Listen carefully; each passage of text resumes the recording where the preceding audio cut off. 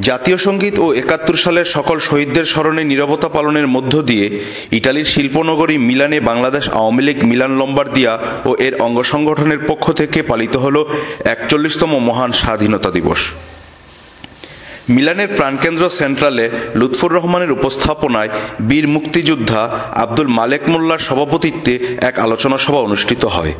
সভায় বক্তব্য রাখেন আব্দুল মান্নান মালিথা, সৈয়দ মহসিন মিলন, মুজিবুর রহমান হারিস, মোল্লা মাহবুবুর রহমান, মামুন খান, কবির হাসান, বাদশা মিয়া, অনিক হাওলাদার, নাহিদ হোসেন প্রমুখ।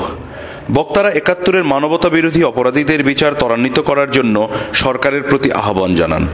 মায়ানমারের সাথে সমুদ্রসীমা মামলায় জয়লাভ করায় সরকারকে অভিনন্দন জানান।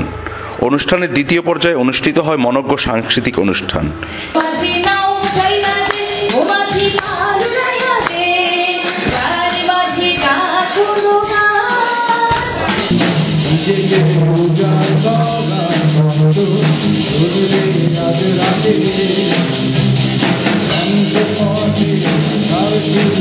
ইটালির মিলান থেকে ইমদাদুল হক আনিস, চ্যানেল এস নিউজ।